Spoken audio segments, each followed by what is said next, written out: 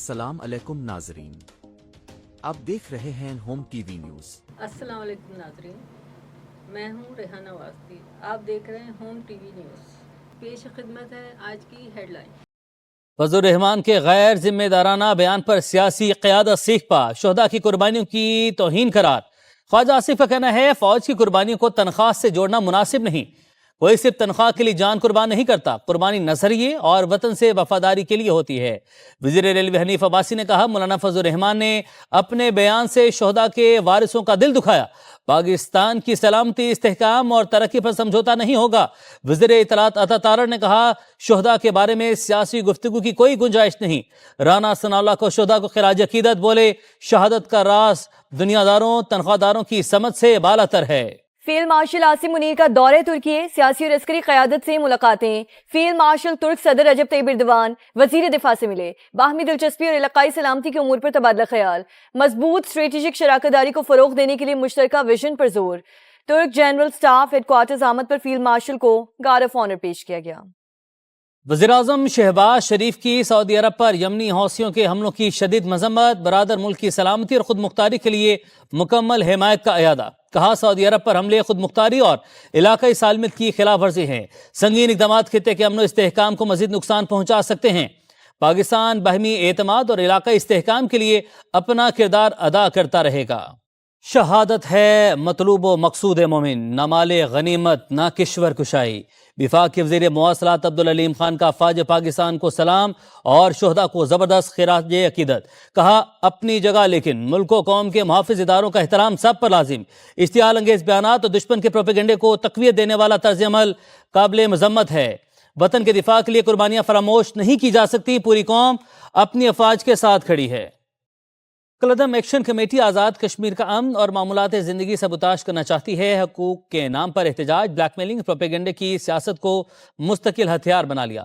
इंतशार पसंदों का वाहिद मकसद पाकिस्तान मुखालिफ बयानियों को हवा देना और अफवाज पाकिस्तान के खिलाफ अर्जा सिराई है। सेक्रेटरी दाखिला आज़ाद कश्मीर चौधरी गुफ्तार हुसैन और सेक्रेटरी तालीम काजी इनायतुल्लाह की प्रेस कॉन्फ्रेंस। तलबा को मज़मूम मकासद के लिए ईंधन बनाना नई नस्ल के मुस्तकबिल से खिलवाड़ है। कहा रियासत एंट्री पॉइंट्स की धमकियों से मरूब नहीं होगी। तमाम दीगर शाहराहों की मुकम्मल क्लियरेंस तक ऑपरेशन जारी रहेगा। ईरान अमरीका कशीदगी, आलमी मार्केट पर मनफी असरात, खाम तेल की कीमतों में मजीद इजाफा। अमरीकी खाम तेल की कीमत $80.6 फी बैरल हो गई। ब्रेंट क्रूड ऑयल भी $86.7 पर ट्रेड। पाकिस्तान स्टॉक मार्केट में 6,408 पॉइंट्स की कमी। भारत, जनूबी कोरिया, ताइवान, न्यूजीलैंड और ऑस्ट्रेलिया की मार्केट्स भी गिर गईं। आइए नजर डालते हैं बैनुल-अक़वामी खबरों पर। कुर्बानी देखनी है उस माँ की देखें जिसने अपना लख्ते जिगर इस कौम के लिए कुर्बान कर दिया। इस मुल्क की खातिर अपने बेटे की कुर्बानी देना आसान काम है? क्या वो कुर्बानी उसकी तनख्वाह के लिए है? क्या उसने 50,000 के लिए, 1 लाख के लिए अपनी जान कुर्बान की है? नहीं, उसने आपकी जानें महफूज रखने के लिए अपनी जान कुर्बान की है।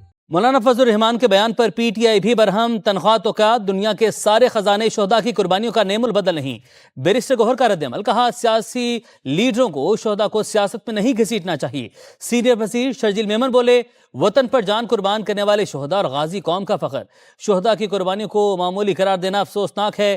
खालिद मकबूल सिद्दीकी ने कहा अक़वाम आलम में पाकिस्तान की कदर कीमत अफवाज पाकिस्तान के तुफैल है। सबको अपने सियासी मफादात को कौमी मफाद के ताबे रखना चाहिए। साबिक सूबाई वजीर फ़याज़ुल हसन चौहान का फजल रहमान से माफ़ी मांगने का मुतालबा। कहा भारतीय सरहद के करीब जाकर बयान देना काबिल मज़म्मत है। आपने हुर्मस पर कंट्रोल के लिए जंग में शिद्दत। अमरीकी फौज की मुसलसल तीसरी रात ईरान पर हमले। बंदर अब्बास, किशम, जजीरा कैश और बुशहर में धमाके। खुजिस्तान के मुतादिद इलाकों में प्रोजेक्टाइल हमले। 3 अफराद शहीद, मुतादिद जख्मी।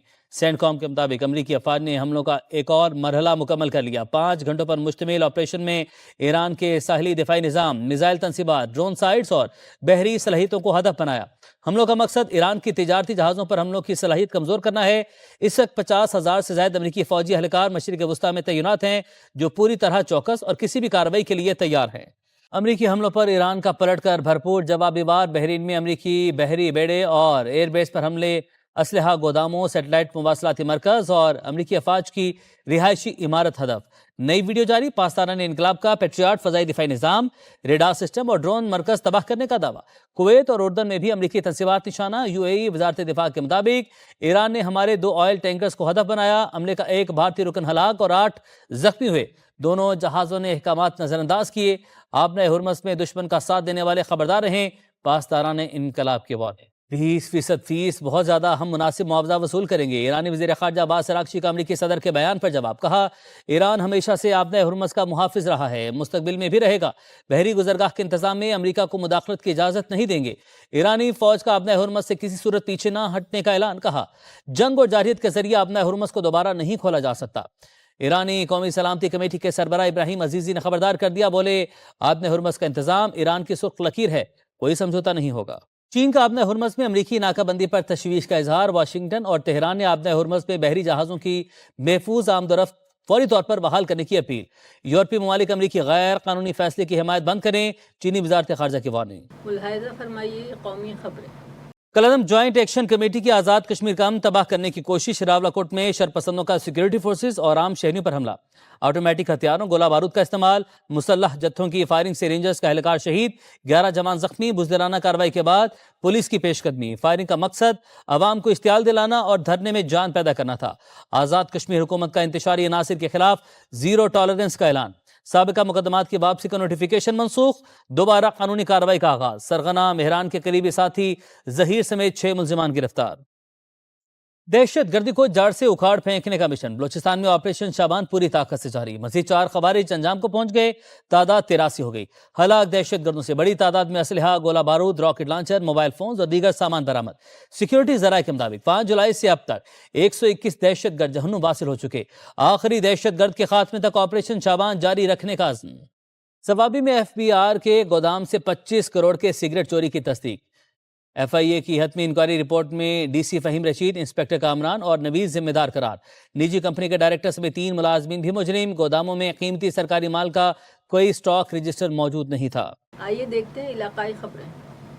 کراچی رینجرز کیمپ آفس حملے کا ماسٹر مائنڈ پکڑا گیا، دہشت گردوں کو ہتھیار فراہم کرنے والے اسمگلرز بھی گرفتار۔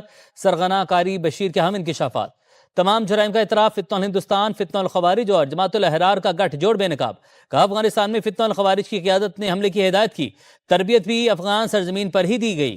خارجی نور ولی نے پلاننگ کی اور معلومات بھارتی پراکسی کو دیں۔ CTT حکام کے مطابق حملہ کرنے والا ایک دہشت گرد باجوڑ کا رہائشی اور 3 افغانی تھے۔ دہشت گردوں کا گروہ بلوچستان سے گزر کر کراچی پہنچا، حملے کی تیاری کی ویڈیو بھی برآمد۔ وزیر داخلہ ضیاء النجار کا کہنا ہے سہولت کاروں کا نیٹ ورک بے نقاب ہو چکا، گھیرا مزید تنگ کر رہے ہیں۔ کراچی کے اولی کا اسپتال میں بچوں کے ایڈز سے متاثر ہونے پر ایکشن، انکوائری کمیٹی کی رپورٹ کے بعد 37 افراد معطل، 10 کو شوکاز نوٹس جاری۔ سعید غنی نے کہا تمام متاثرہ بچوں کا علاج جاری، متاثرین کی فلاح اور بحالی کے لیے 2 ارب روپے کا فنڈ بھی قائم کر دیا۔ صحت کی سہولیات کی فراہمی میں غفلت برداشت نہیں کی جائے گی۔ کراچی میں ڈکیتی کے دوران شہری ڈاکٹر آکاش کا قتل، کیس کی تفتیش میں اہم پیش رفت، پولیس نے مبینہ ملزمان کی شناخت کر لی۔ پولیس کے رات گئے چھاپے، 2 افراد زیر حراست، جلا اسپتال کے ینگ ڈاکٹرز کا احتجاج، ڈاکٹر آکاش کے قاتلوں کی فوری گرفتاری کا مطالبہ۔